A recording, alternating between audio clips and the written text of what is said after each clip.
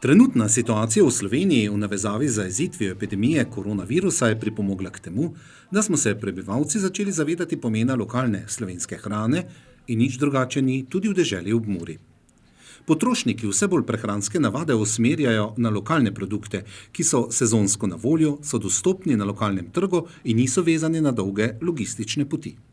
Nakup lokalne hrane omogoča višjo stopnjo varnosti, saj je manj posrednikov pri rokovanju živili. Na ta način tudi učinkovito prispevamo k preprečevanju širjenja okužbe. Te dni smo s kamero in mikrofonom obiskali nadomestno lokacijo Murskosoboške tržnice ter ujeli nje utrip. V osnovi nas je zanimalo, kakšen je pri branjevkah obisk in odziv v času samoizolacije. Margit Lenarčič, vrtnarstvo Cvetličano Cvetka iz Vanče vasi. Drugače je bilo več ljudi, zdaj pa je dosti manjše. Domače solate pa to zelenjavo moramo saditi, da bomo imeli kaj jesti. Drugače pa upajmo na vse boljše. Kako je v praksi z varnostnimi ukrepi glede nakupa? Zelo se držijo ljudje varnostne razdalje, moram pohvaliti, in so dobrodošli. V teh težkih časih, v kateri smo se znašli, tudi odgovorni v vladi, še močneje poudarjajo pomen lokalne hrane in nagovarjajo vse nas k nakupu domačih izdelkov in s tem k solidarnosti. Optimističen je pogled prodajalke zelenjave in sadja Daniele Fister, ki pravi: Moram pa povedati to, da ni se dosti zmanjšalo prodaja. Zato, ker določene stranke so se nabavile osnovne stvari, k nam pridejo samo posadje. Je to zelo hitri nakup, nekateri me pokličejo, pripravimo, damo pa grejo. Tako večjega upada ne opažamo. Zelenjava je večji del, se že da domače dobiti. Česno, čebule, solate, te zadeve, krompir, stari mislim, pa čebula, to je domače. Za sadjem bo večji problem, ampak zaenkrat, če nismo občutili nikšnih, ko bi bilo manj dobave ali ko sploh ne bi dobili robe. Zaenkrat teče vse normalno. Lahko se oglasite na Murskosoboški tržnici, smo zjutraj od 6:30 pa do 1 tukaj, ker zdaj vsi malo imajo strožje ukrepe, smo se tudi mi temu prilagodili.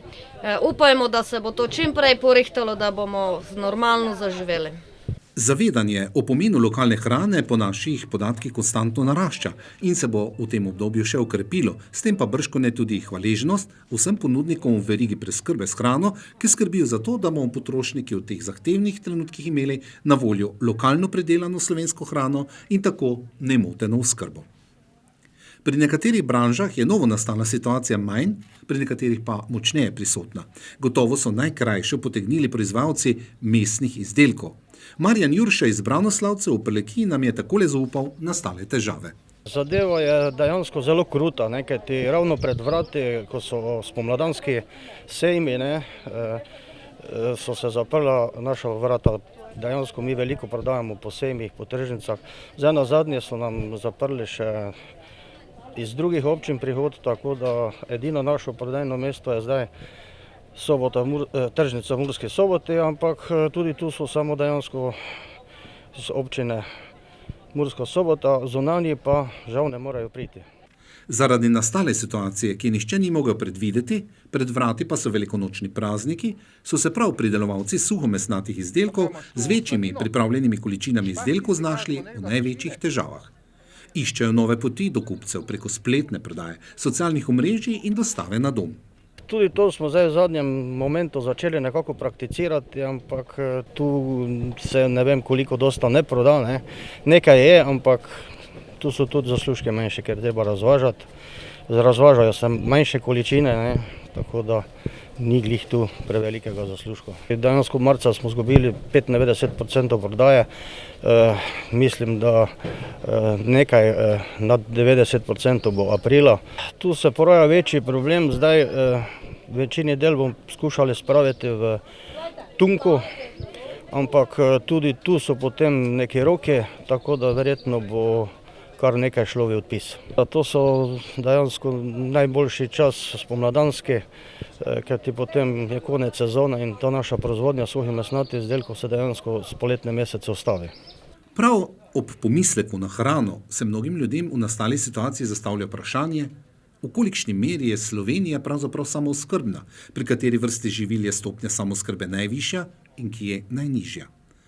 In ali se bomo tisti, ki imamo možnost, odločili za večjo samooskrbo. Največ obiska je bilo pri stojnici, kjer prodajajo jajca, povsem pričakovano, saj smo pred velikonočnimi prazniki, ko bomo barvali jajčka.